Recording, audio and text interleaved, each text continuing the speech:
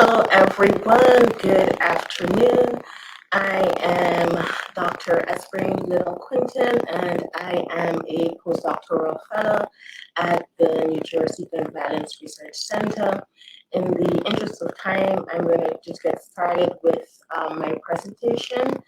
And before I begin, I would just like to share just a little bit about myself. My research interest actually examines the intersection of intimate partner violence and firearms. Now, today I will be discussing an upcoming study and that I'm about to launch with a group of my collaborators and colleagues at University at Buffalo and CUNY University in New York. And this study that I'm about to launch focuses on attempted intimate partner homicide, which I will present pretty much the proposal so that everyone in the room can get a fair idea and a sense of what I am going to. How you doing, Esprene? Hi. I just want to make sure that you are muted. I'm muted. Can you hear me? And if you're not muted, you may need to enable your audio. Hold on. So let us see here. So it is enabled. Hold on.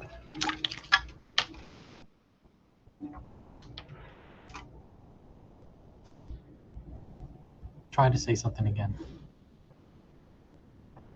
Yeah, can you guys hear her? I'm having trouble hearing you.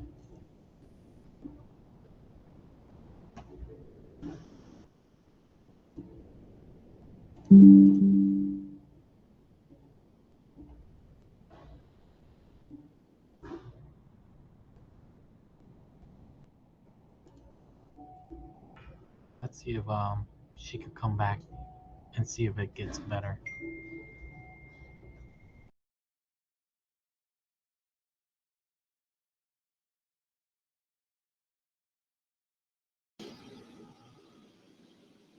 Hi, Chai. Can you hear me? Much better. Much better. All right. So let me share my screen. All right. So I am going to share my screen so that you all can see that. Chai, can you see that? Yes. All right. Okay. So everyone says it's better. Can't hear. Perfect. Perfect. All right. So let's get started again. Hello, everyone. I am Dr. Esprene Liddell-Quintyn. I am a postdoctoral fellow at the New Jersey Gun Violence Research Center.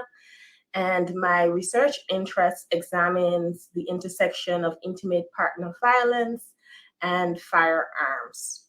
So today I will be discussing an upcoming study that I'm about to launch with a group of my collaborators and colleagues at the University at Buffalo and also the CUNY University. And this study actually focuses on attempted intimate partner homicide. Today, I'm going to spend some time, since the study will be launched in the summer, I'm going to spend some time sharing the general idea of the study so that you can get a better sense of what I'm about to engage in as I launch the study.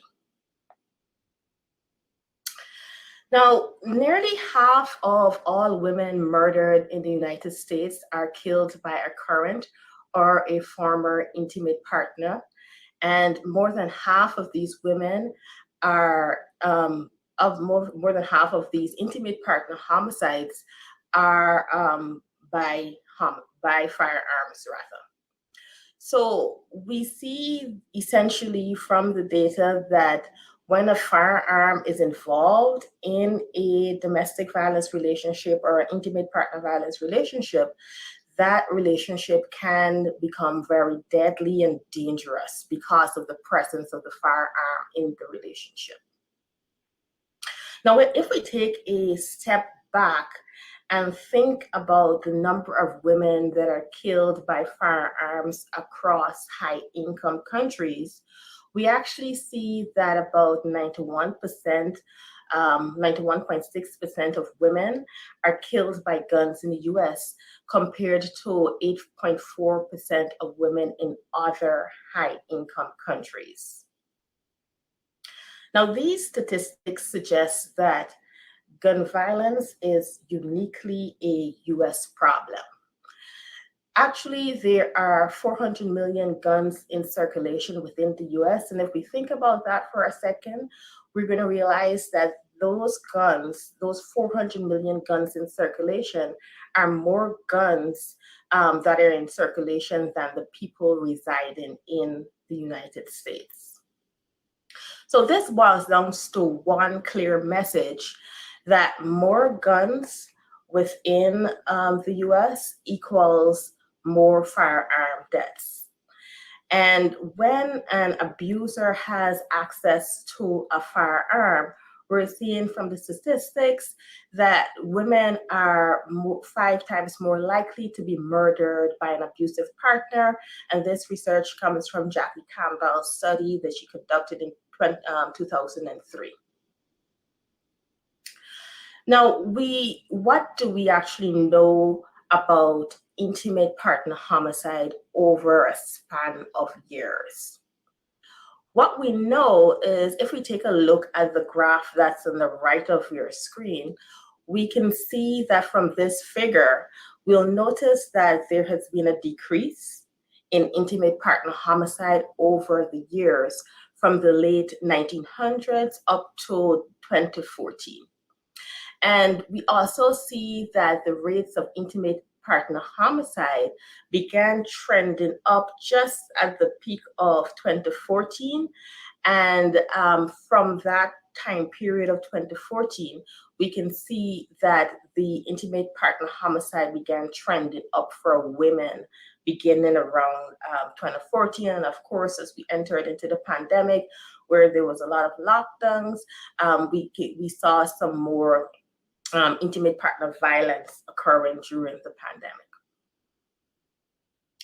Now, I want to acknowledge that while both men and women are killed by intimate partners, women are much more likely to be victims of intimate partner homicide. And the figure on your screen here shows that 77.4% of women are likely to be intimate partner homicide victims compared to men. We also know that the risk varies by race and ethnic group, with some women, particularly Native American women and African American women, they are carrying higher burdens of risk because they are disproportionately impacted by intimate partner homicide. Now, oftentimes we hear about intimate partner homicide, those cases where a firearm is used within a domestic violence or an intimate partner violence relationship, which results in an unfortunate fatal outcome for the victim. Now, the usage of the guns or the firearms in intimate partner violence relationships does not always lead to a fatal outcome. Now, the research that I'm about to conduct focuses on these non-fatal incidents where an abuser may have had access to a firearm, and we're seeing that the abuser may have intentionally or harmed the victim within that relationship, and there are those non-fatal incidents that are occurring. Particularly when in an abusive relationship, an abuser can use a firearm, not always, as I said before, to fatally harm or to kill a victim. That firearm can come in to the domestic violence relationship much earlier before the domestic violence relationship becomes fatal.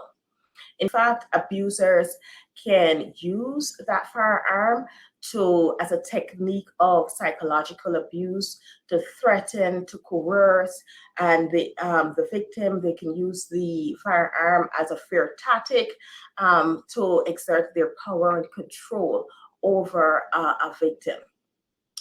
And we've seen abusers can also use those firearms to shoot at victims and also shoot at members within the household to, again, use this as a fear tactic to continue to exert their power and control.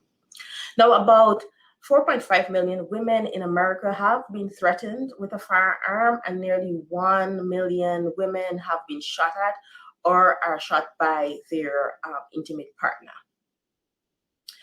Now, since women's risk of being killed by a partner with a firearm has been high for decades, more research is needed to understand those specific high risk situations and those specific non fatal incidences where a firearm is used within a relationship. Now, for this study, I planned to examine those non-fatal incidents so that I could better understand the experiences of marginalized groups of women, particularly Black American and Black Caribbean immigrant women who are in these relationships and are experiencing those non-fatal incidents and may have not been, of course, fatally killed by their partner. Now, the objective of my study, it has two aims. And the first aim will be to understand the experiences of domestic violence survivors leading up to that attempted firearm homicide and intimate partner homicide. And then once I analyze that data, I plan to then disseminate those findings to the Black American and the Black Caribbean population in New York so that we can be able to, those findings hopefully will better inform the creation of prevention and intervention efforts so that we can help to support women who are in those high-risk domestic violence situations. So this is just a brief review of the study criteria, where I'm going to be recruiting about 40 women, and I am conducting those interviews along with my partners with women who are no longer in intimate partner violence relationships. In fact, those women should have left the abusive relationship for at least 2 years. And I'm focused on those women because I don't want to necessarily, speaking with women who are in a domestic violence relationship, there's a lot of risk involved in that. So I'm trying to work with those women who have left those relationships so I could understand their experiences while they were in a previous domestic violence relationship. Now I'm going to conduct interviews, and of course there are different protocols that I'm going to use to recruit those participants via listservs. I'm particularly focused on women who are out in the community and have not necessarily accessed shelters. And because we've realized from the research that women who have or are experiencing domestic violence do not necessarily, their rates of accessing shelters are quite low. So I want to get a broader perspective and focus on those women who may not have come into any interactions with the help seeking with shelters. Now, during the interviews, there will be a couple of questions that, a series of questions that I'm going to ask, and those questions will focus on help-seeking efforts. I'm going to ask women about their safety planning measures while they were in that relationship, and I want to capture also some of the behavioral changes that we might not necessarily know about, that the perpetrator may have changed their behavior over time, and we want to see if women were particularly attuned to those behavioral changes. And also I'm looking to understand if women are aware of IRPO's extreme risk protection orders so that I can better understand, if they're aware of when to petition the court for these orders, and so that they can protect themselves from further risk of domestic violence. So essentially, the goal here is for me to, along with my colleagues, working with my colleagues, to really hear the survivor's perspective. I want to learn about their path to that near fatal outcome. I want to understand exactly how a woman felt through that relationship. Did that domestic violence victim or survivor, did they perceive those risk markers, where they're very much attuned to those risk markers of attempted intimate partner homicide. I want to also really just listen to their perspectives so that we can actually determine more if they were aware or if they could have assessed any forms of lethality before within their relationship. So there's a lot of quite insightful information that we're planning to actually garner from these interviews, and we're quite aware that it's very possible that women aren't really capable of knowing when their partner might physically harm them.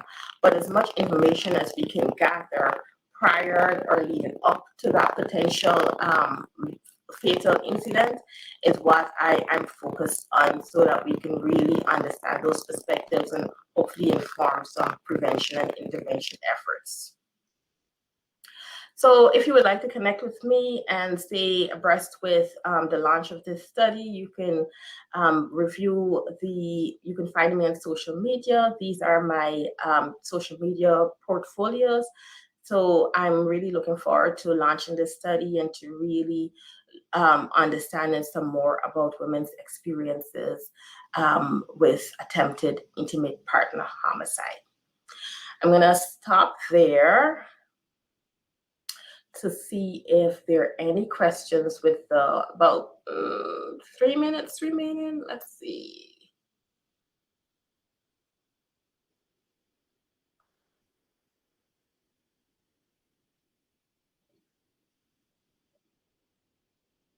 So feel free with the 3 minutes remaining to just place any questions in the chat so that I can go ahead and respond to those questions if there are any questions.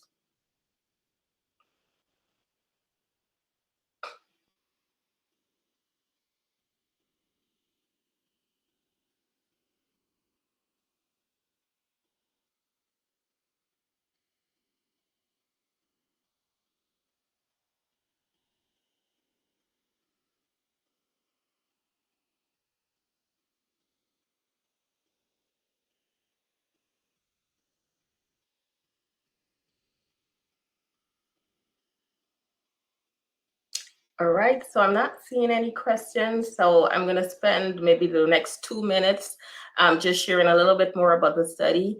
One of the things that we're doing to recruit participants is that we're using a screening survey. Some folks might be wondering, how are we going to identify those women who were at near risk for being harmed? We're going to use that screening survey. I'm going to use the danger assessment by Jackie Campbell. It has a list of risk factors that could help us to determine if that woman was at risk for lethality. So we're going to use that danger assessment. Also, I'm going to use another version of that danger assessment that focuses on immigrant women to really understand and screen women to ensure that we have the right women coming into the study, so that we can really understand that path that they've gone through to actually become that path they've gone through as survivors of attempted intimate partner homicide. All right, everyone. So I see I'm just about out of time. I have about 1 minute remaining. So I would like to thank you all for joining the study. Again, be sure to follow me on social media, where I'm going to post some more about the recruitment efforts. And if you're aware of any woman who might potentially want to participate in this study, please feel free to share that information that I'm going to post on my social media outlets, so that we can collectively work together to understand the experiences of intimate partner violence survivors, and we can work towards finding some prevention and intervention efforts to resolve or address this public health issue. All right, thank you, everyone. And I'll see you around in the breakout session. I have another breakout session later this afternoon at 3:35. I'll see you all. Thank you. Bye.